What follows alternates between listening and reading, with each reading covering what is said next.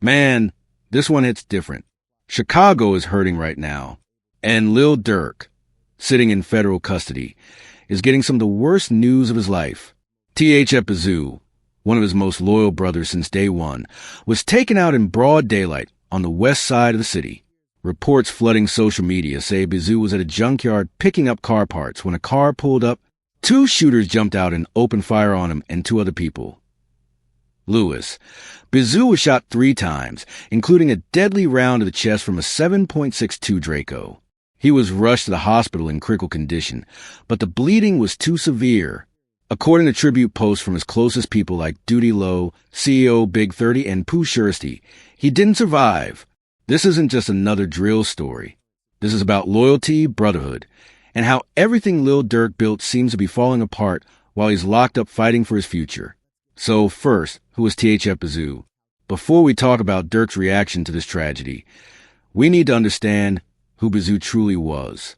This loss doesn't just hit Durk hard. It has shaken the entire THF and OTF family. Bayzoo was a leader of THF 46, not just a member, the leader running operations. He was calling the shots in one of the most feared sets on the south side of Chicago. THF stands for Trigger Happy Family. They control the area around 46th and Drexel in North Kenwood. It's a deadly mix of black disciples and Mickey Cobras brought together under one flag. What separates Bayzoo from most? He wasn't pretending. He had a violent past that he was genuinely trying to leave behind. Bayzoo was connected to several murders back in the day. He even beat one murder charge in court. He lived that life for real. No acting. The city knew exactly who he was. THF has been in active wars with sets like 051 Young Money, STL/EBT, Jarro City, 757, and Brick Squad. They also formed strong alliances with O'Block, 600, and most importantly, OTF. That is how Bayzoo and Lil Durk became bonded for life. These weren't rap industry friendships. They were street relationships built through real survival.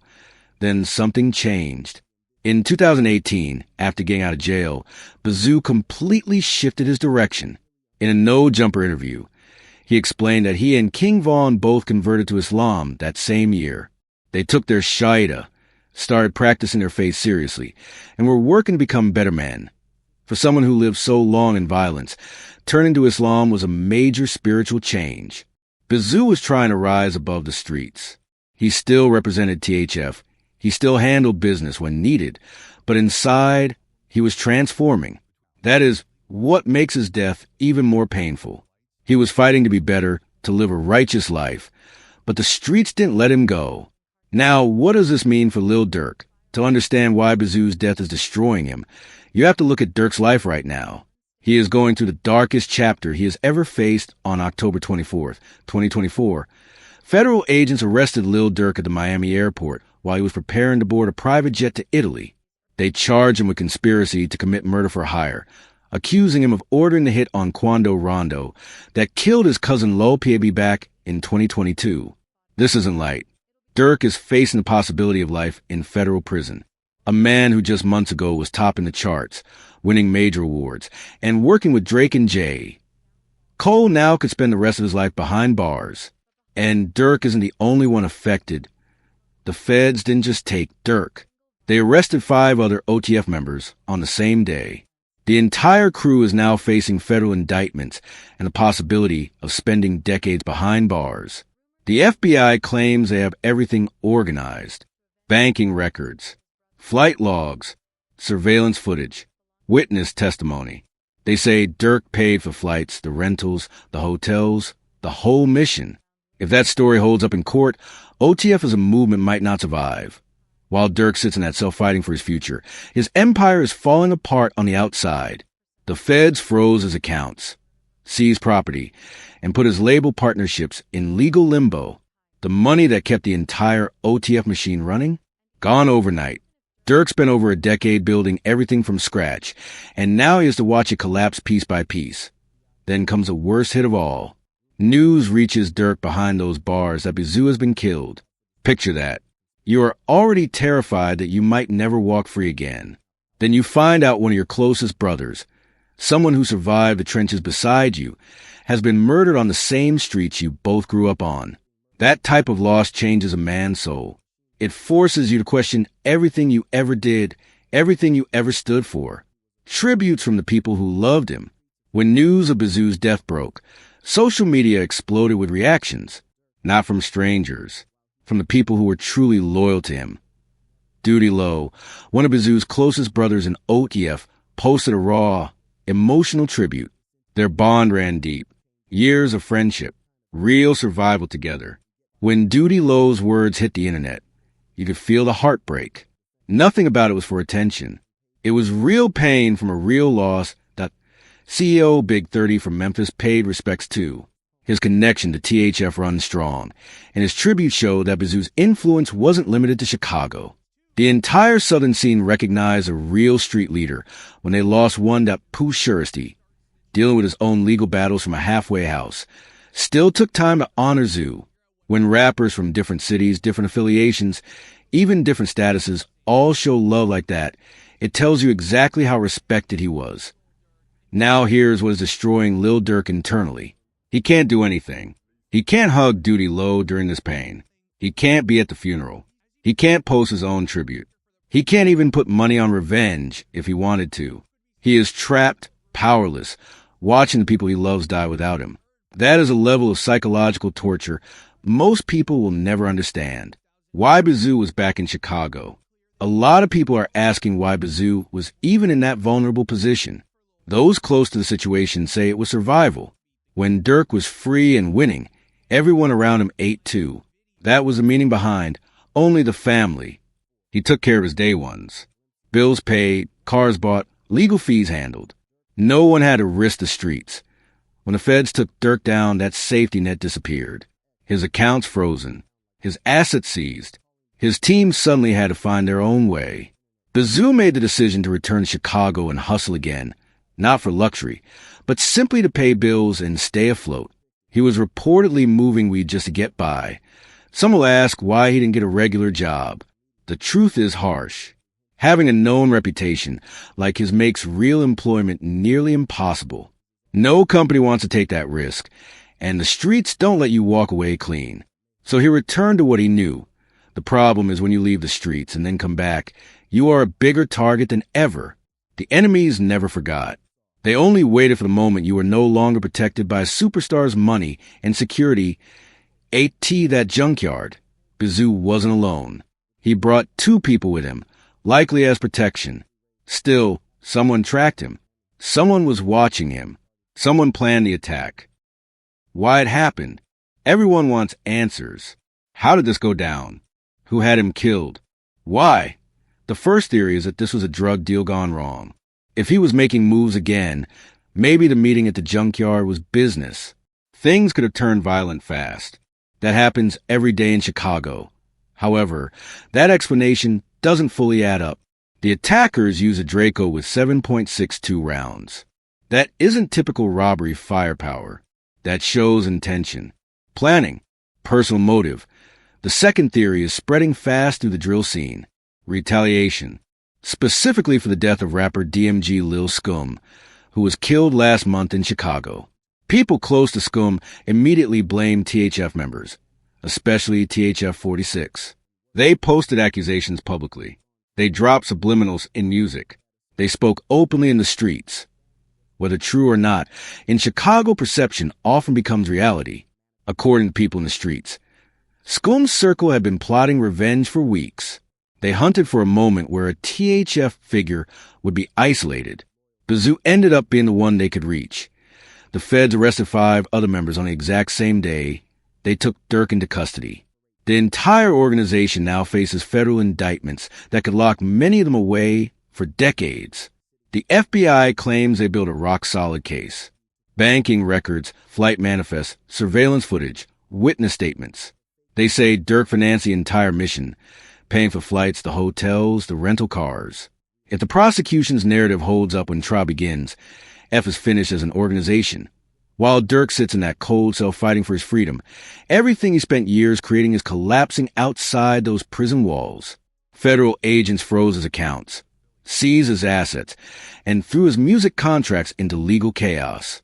The The money that kept his entire crew afloat is gone. Day by day, the empire he built from nothing is falling apart. Now he has to process something even more devastating. He is losing his closest brothers. Word eventually reached Durk behind bars that Bayzoo was dead. Imagine that moment. You are locked up, facing charges that could take your entire future away from you. Then someone tells you that one of your most loyal soldiers, someone who survived the same streets with you since childhood, has been killed while you sit powerless and unable to do anything. That kind of emotional hit changes a man from the inside out. Social media exploded as soon as the news broke. This was not random fans posting fake sympathy. This came from the people who loved him for real. Duty Low, Bayzoo's right hand and OTF brother, posted a heartbreaking tribute that instantly went viral. Their bond was deeper than music. They lived through survival together. When Duty Low wrote about Bayzoo, the pain was real and raw. CEO Big 30 from Memphis showed love as well. That proved how far Bayzoo's influence reached. He was respected far beyond Chicago. Pooh Shiesty also paid tribute despite dealing with his own serious legal issues. When rappers from different states, different gangs, and different struggles unite to show respect, that says everything about the legacy a man leaves behind. The most painful part is that Durk cannot respond. He cannot attend the funeral. He cannot hug Duty Low and the rest of the crew. He cannot post a tribute. He cannot help financially. He is locked away while his brother is being buried without him. That is a uniquely cruel kind of torture. Watching your people die from a distance while knowing you are powerless to protect them anymore. Why was Bayzoo even in that dangerous position in the first place? Street sources say he came back to Chicago because he needed money to survive. When Durk was free and successful, he took care of the people he called family. That is what OTF means. Durk used to pay bills, help with cars, cover lawyer fees, and make sure his brothers did not need to risk the streets again. Bayzoo was protected. He did not need to hustle. When the feds arrested Durk, that financial network vanished instantly. No label payments. No business income. No protection. Everyone who depended on that support suddenly had nothing. So Bayzoo made a decision that many would make in his situation. He went back to the only economy that would take him. He started moving product again, just to keep his life going. For someone with his reputation, a normal job is not realistic. No corporate company is hiring the former leader of THF. So he returned to a world that never stopped watching him. There is a dangerous rule in the streets. When you leave and then come back, enemies see you as an easy target. They know you do not have the same security anymore. They know you are exposed. Someone knew exactly where he would be. When he showed up at that junkyard with 2 people for security, a car pulled up, gunmen hopped out, and they executed a plan they had already set in motion. Why did this happen? The first theory is a drug deal turning violent. Maybe the meetup went bad. Maybe someone planned a robbery. It happens constantly in Chicago. The problem is the firepower.